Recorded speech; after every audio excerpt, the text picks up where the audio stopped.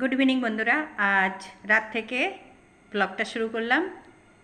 Welcome back to my channel, my dream ওই চৈতালি চ্যানেলে সবাইকে স্বাগত। আমি চৈতালি। আজ একটা নতুন দিন, নতুন সকাল বলবো না, নতুন রাত।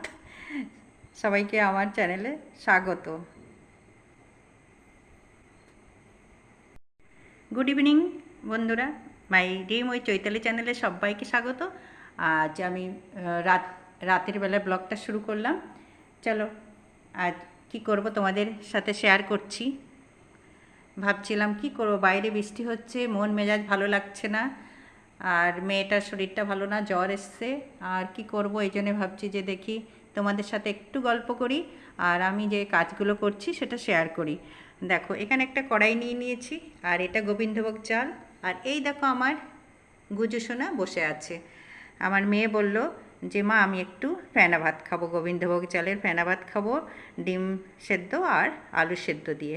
তা আমিও ভাবছি ঠিক আছে, সেটাই তাহলে করে দিই। ওর মুখে রুচি নেই, এই জন্য ও ভাবছে কি খেলে ওর মুখটা ভালো লাগবে। জ্বর এসছে জানো তো, ঠান্ডা লেগেছে, বৃষ্টিতে ভিজেছিল স্কুল থেকে আসার পথে বৃষ্টিতে। সেই দিন তোমাদের এর আগের ব্লগে আমি দেখিয়েছি বৃষ্টিতে কেমন ভিজে গেছে, আর সেই জন্যে ওর জ্বর সর্দি জ্বরটা লেগে গেছে। আর এই পুজোর সময় কেমন লাগে বলো তো। তো যাই হোক, ওর একটু ঝাল ঝাল করে আলু মাখা করে দেবো, আর এই গোবিন্দভোগ চালের ফেনা ভাতটা করবো। চলো দেখো চালটা আমি নিয়ে এখানে ঢেলে নিচ্ছি, কড়াইতে করব বলে বেছে নিয়েছি। সব পরিষ্কার, কোনো অসুবিধা নেই, একটু ধুয়ে নেবো বাস। আর এর মধ্যে আমি আলু কেটে রাখছি, আলুগুলো ধুতে হবে, আরও কাটবো।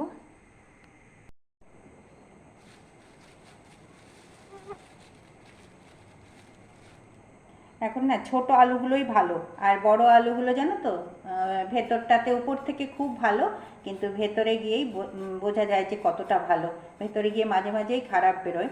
এই জন্যে সবসময় আমি আমার কর্তামশাইকে বলি যে এরকম সাইজের নিয়ে আসো, কিন্তু উনি শুনবে না। উনি সব বড় বড় সাইজ দেখো বেশ বড় দেখে নিয়ে আসে, যে এরকম এর থেকে বড় বড় সব নিয়ে আসে। আর ওর মধ্যে মাঝে মাঝেই দেখতে খারাপ কালো বেরোয় জানো তো, ভেতরটাতে পোকা না, কালো কালো কেমন যেন। আর মানে আলুটা না ফাঁপা থাকে ভেতরটা, কালো কালো হয়ে একদম ভেতরটা পুরো কালো। তা ওটা কি খাওয়া যায়? ওপর থেকে খুব ভালো, নিচে আর ভেতরে এরকম অসুবিধা। আর এরকম সাইজের আলুগুলো কিন্তু খুব সুন্দরই বেরোয়, এগুলো কোনো অসুবিধা নেই। আর এগুলো বেশি না, দুটো, একটা কেটেছি, আর একটা একটু ছোট ছোট করে দিলে কী হবে, ভাতের মধ্যে দিলে তাড়াতাড়ি সেদ্ধ হয়ে যাবে। আর না হলে একটু বড় হলে না, এই যে এরকম পিস পিস করে দেবো, এতে সেদ্ধ হয়ে যাবে। আর না হলে বড় বড় পিস করলে এগুলো সেদ্ধ হতে চায় না, অসুবিধা হয়।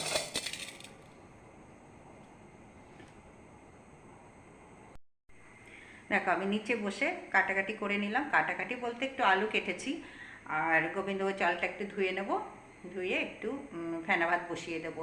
একটু ঘি দিয়ে আলু মাখাটা একটু ঝাল ঝাল করে করে দেবো, তাহলে মুখে ভালো লাগবে। আর একটা ডিম সেদ্ধ করে দেবো ভাবছি। আর আমাদের খাবার আছে, তবুও কর্তামশাই যদি খেতে চায় ফেনা ভাত, তাহলে কর্তামশাইও খাবে, একটু বেশি করে নিয়ে নিলাম। দেখো আলুটা ধুয়ে রেখে দিয়েছি, আর এদিকে আমি চালটাকে 2-3 বার করে ধুয়ে নেব। একবার ধুয়েছি, এটা সেকেন্ড বার হচ্ছে।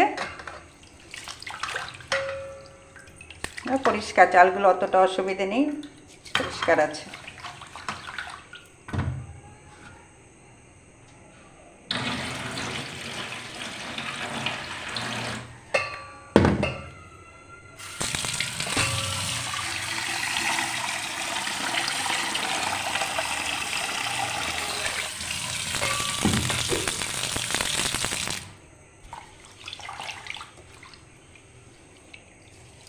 দেখো আমি বেশ হাত দিয়ে চটকে চটকে ধুয়ে নিচ্ছি।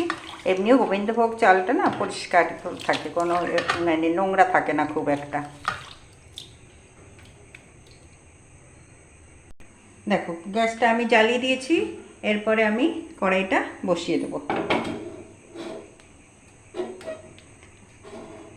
দেখো আর যেই জলটা একটু গরম হোক, তারপরে আলুগুলো ছেড়ে দেবো।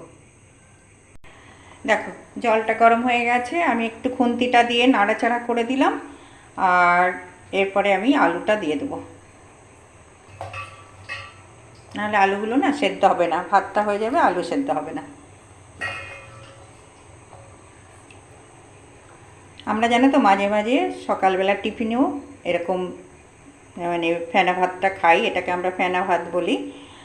আর আমার কর্তামশার ভীষণ পছন্দ এই খাবারটা, তবে রোজ খাওয়া হয় না, মাঝে মাঝে। যেমন আজকে রাতে আমার মেয়ের খুব খেতে ইচ্ছে করছে, এই জন্য করছি। এরকম মাঝে মাঝে সকালে টিফিনেও এটা করি মাঝে মাঝে, মানে কি বলবো, 6 মাসে 9 মাসে একবার একটু হয়, এরকম খাওয়া হয়।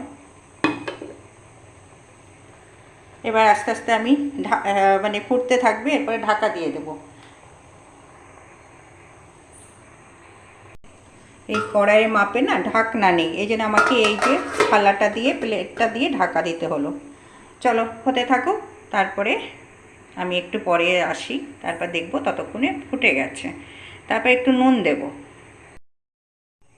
দেখো ফেনা ভাত আমার হয়ে গেছে, এবার নুন দেব। নুন দেওয়া হয়নি, নুন দিয়ে তারপরে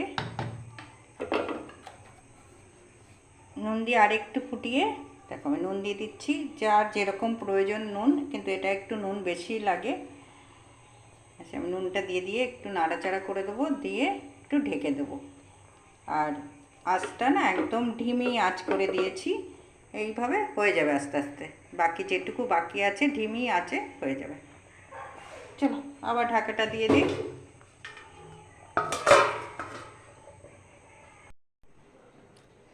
দেখো ফেনা ভাতটা আমার হয়ে গেছে, নামিয়ে নিলাম।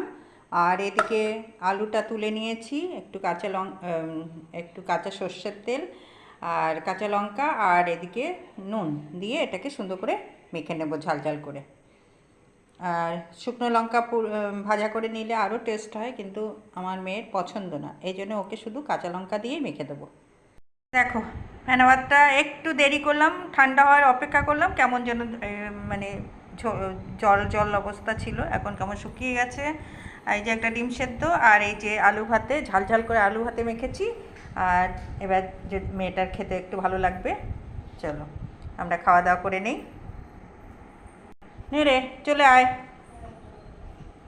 দেখ আর যদি লঙ্কা লাগে তুই দিয়ে নিবি, আর যদি না লাগে তাহলে এটাই খাবি। কি হলো তোর? কি কি কি অবস্থা? কি অবস্থা কি তোর? কাশি পাচ্ছে? কাশি? দেখো কাশতে কাশতে আবার অন্য কিছু না করো।